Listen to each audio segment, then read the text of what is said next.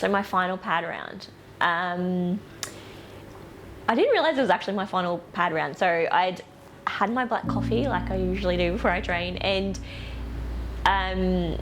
that day I was feeling anxious. My last pad round, my heart was exploding. I was going too fast, way too fast for what we should be doing for our last pad round, and I just couldn't breathe, and Alicia was patting me, and I was like, this is it, this is what it feels like to fight. I was like, it's like my chest was pounding, and she's like, just breathe, and I was like, I'm grateful for this moment. I'm grateful that these pads feel like this, because this is what the real fight feels like. So just all that anxiety and trying to tell your body to stop and settle, pull back and breathe. So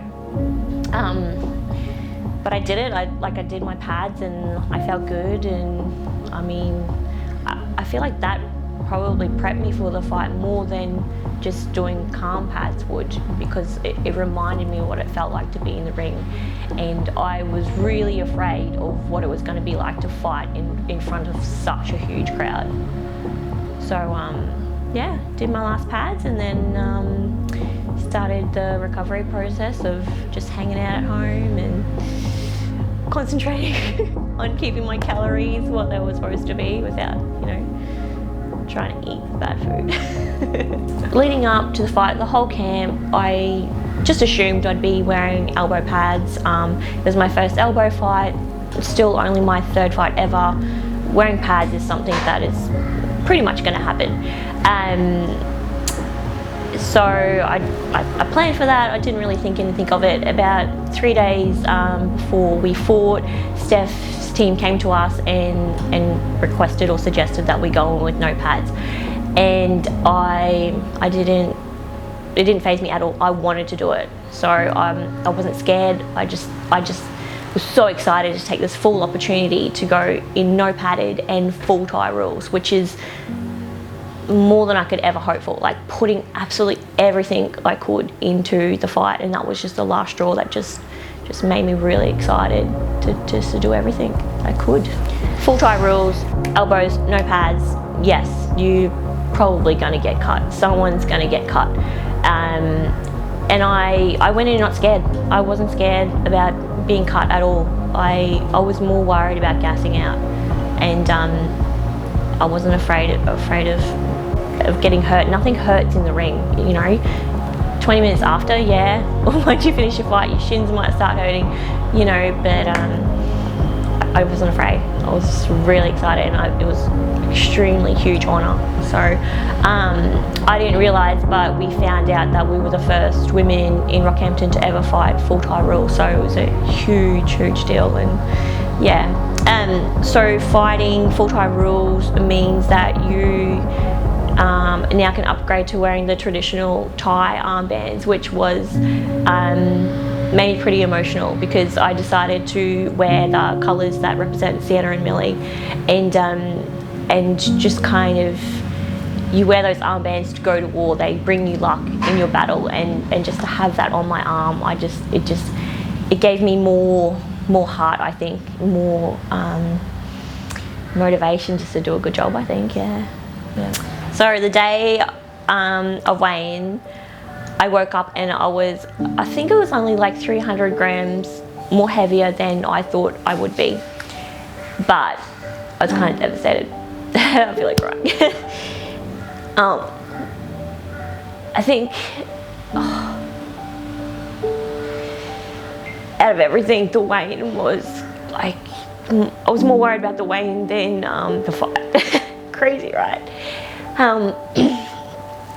So I woke up and I was heavier. I messaged Torrin. I said, look, this is what I weigh. And he's like, that's cool, don't worry, we got this. So I made the school lunches, took the girls to school, and I got home and just had a really cruisy 20-minute hop bath, and it wasn't bad. Just laid there, just chilled out, and that automatically took 300 grams off me.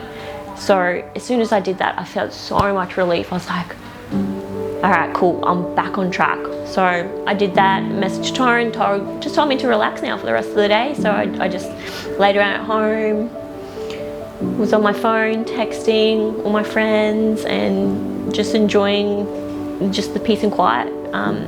Just had a nap and just hung out. So then about 3:30 we all went to the gym, and we just started hanging out. The boys were playing pool, they were getting their hair cut, and I jumped in for my first sauna session, which was only 10 minutes. 10-minute sauna. I got out and I weighed myself and it didn't drop. And being unexperienced in the cut, I thought it would drop off like it did for that bath in the morning. So I was devastated again, and I was just like, crap, you know, this is going to be hard this afternoon. So I jumped out, cooled down for a bit. One of the other boys jumped in the sauna, so I went upstairs and into the gym and had a hot shower, just sat under that. I come back down, and actually, sorry, before that I had another sauna session, so I had 10 minutes in the sauna and then that shower, and I just chilled out for a bit, made sure I dried off, made sure all the moisture was off my skin, and I weighed myself again and I was under. Like, yeah. And I couldn't believe it. I was like, holy fuck. Did it. Such relief. It's just insane. It felt amazing. So, and then by then all the team was there. We're all like buzzing. We're all getting ready. Did my hair, got my makeup done. Like, felt good. I was ready to weigh in. No dizziness. I could hardly, people talk about weight cut thinking that you can hardly walk and things like that, but it was awesome experience. Weighed in that night at the Giddy Goat, met Steph, and it was incredible. Weigh-ins are such a good, pretty good atmosphere. You get to meet your opponent, and we shook hands, we cuddled. There's no getting up in each other's face. It's in good, amazing sportsmanship. Yeah. For Stephanie.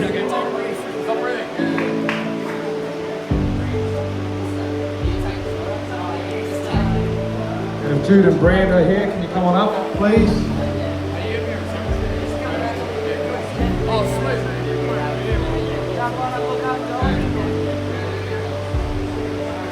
$52.7. Hands up.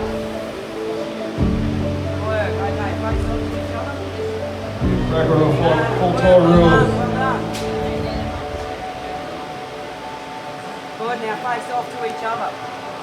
Oh, I like it. Quite 10. Shake Cooper hands. Royal and Jake Perez, 62 kilos. Come on up. And so after we finished weighing in, first of all, we have to rehydrate straight away. We have to get all those fluids back in our body that we've just sweated out and just gotten out of our body over the last few days. So rehydrate, go home, eat. So good to eat, so good. I've never been so happy in my life. The feeling of eating and feeling full and satisfied was just incredible. So went home, hung out, watched some Stranger Things, Netflix, and I actually couldn't get to sleep till about 1 o'clock that night, which I knew was coming. I knew that I wouldn't be able to sleep. I was running through the fight in my head, running through my combos, visualizing what was going to happen, and it took me a while to get to sleep, but finally got to sleep at 1 o'clock. Woke up the morning about 8 or 9, and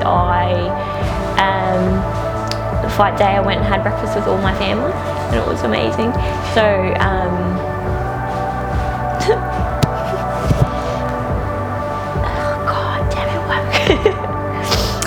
my brother and his wife had come up from Sunny Coast and surprised me, so it was amazing. It was really good.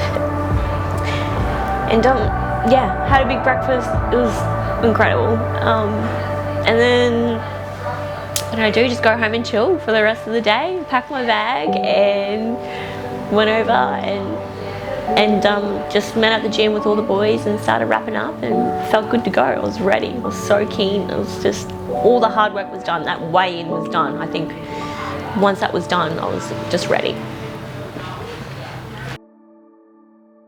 So yeah, the whole fight day, I wasn't nervous. I was just extremely happy.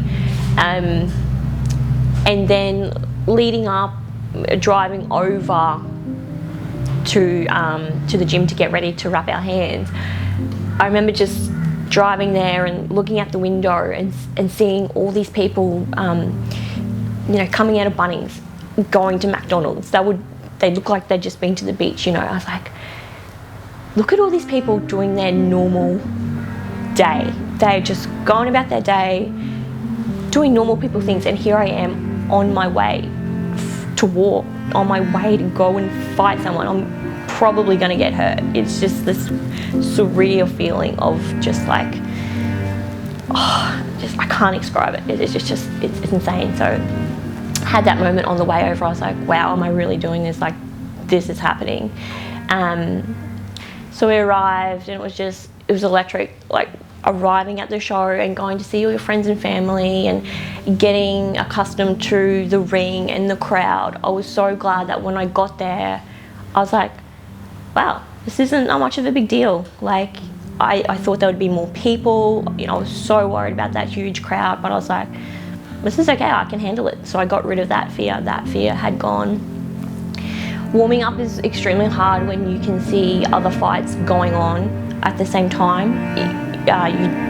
It makes me really nervous to watch people fight when you're about to fight, particularly if there's a knockout or if there's blood. You're like, oh crap, you know, that could be me in about half an hour. So. There was. Pardon? There was. There was blood. There was knockouts. Before you. Yeah, there was. Yeah. I don't know if there was knockouts before me, but there was definitely blood. So, but either or, it's just hard to watch fights before you. So I chose in a moment where I'd said hello to all my friends and family, and I was like, okay, I'm retreating back up now to the warm-up room, stayed away from the windows, and just started to get into the zone. So warming up is, you just have this wave of adrenaline over your body, and you just have tunnel vision, and you literally just freak out. You're like, what is happening? Your body is just like taking over and just getting you ready for what you're about to do. So you just have to stop, you have to stay calm, you have to breathe, you know, you have to just remember all your training and trust in your body. So it's incredible. I cannot describe what it feels like to be warming up for a fight. I couldn't really compare it to anything, you know, maybe childbirth. Even then, I don't know, it's just insane. So it's incredible to be like one of the very few people who get to experience stuff like that, you know, like not many people in this world get to do something with that much adrenaline rush. It's insane. So, and yeah, so that was okay, warming up, and then it was time to walk out. That was cool. The crowd was amazing. As soon as they called my name and I heard my walkout song, I was like, yes, this is it. It's just incredible to walking out to people just screaming your name and hearing individual people in the crowd that's your friends and family. You're like, oh my God. So I walked into the ring and waited for Steph to come down, and she actually walked out to a song that I'd considered for my own walkout song as well. So I was vibing to that. I was just like in my corner singing to it, and it amped me up. I was like, fuck yeah, this is cool, you know, really got me ready to her walkout song, which, you know, we usually sometimes try and use it to like psych the other person out or whatever, but it was incredible.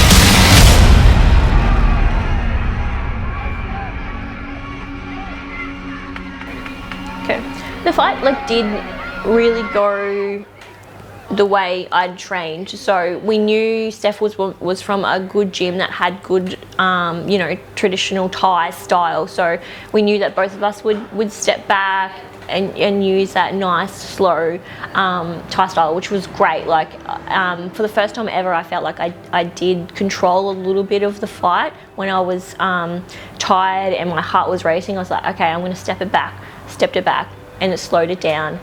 And that was a really good accomplishment for me, is because instead of just going a million times an hour and throwing crappy combos, like, it was good just to bring that back down and control that. So I was really disappointed that my shoulders had let me down. I'd trained to have my strong cross and my strong crossing elbow, and I was just weak in the clinch, which I kind of knew I was going to be. You know, I just had no mobility in it, and they kept popping out. And previously, if I would spar and my shoulders would pop out like that, like it would stop me from sparring. One day I even just like fell on the floor crying in frustration and pain, but was so proud of myself that it happened 3 times in the fight, and I kept going. And seeing the video back now, I can see how much that hindered my guard, and that's something that I do need to fix. So, I mean, it was disappointing, but at the same time, I was also proud of myself for continuing to fight. So that was good. When the elbow happened, when she split me, I didn't even feel it. I couldn't even pinpoint really in the fight when it happened. All I knew was because of the crowd's reaction that it happened, and then I seen the blood on the mat. So when it happened, it didn't rock me or anything like that. It didn't hurt. I was worried that if it was to bleed too much, then the fight would be stopped, and that would suck because I was fine to keep going. So the elbow was fine. Like the cut was completely fine. I think everyone looks at it and says, holy wow, that's crazy, that's insane, but it's part of the game. It's part of the elbow war that we play. So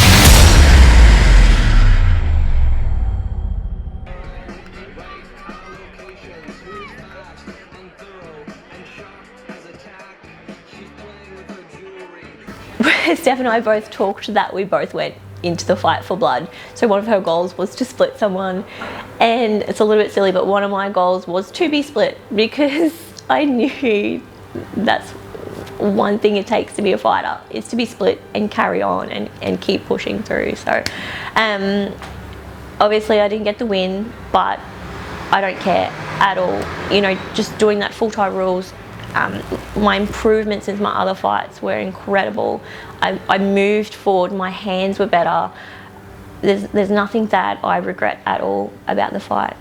So I'm extremely happy. I'm so happy with the outcome. There's nothing more than you can get than fighting your best, having a great opponent with good sportsmanship. There's, you know, at the end of the day, it's not really a loss. After you are on the most incredible high, you feel like you won. You honestly, you feel like you've won. You've just done something that no one else has ever done.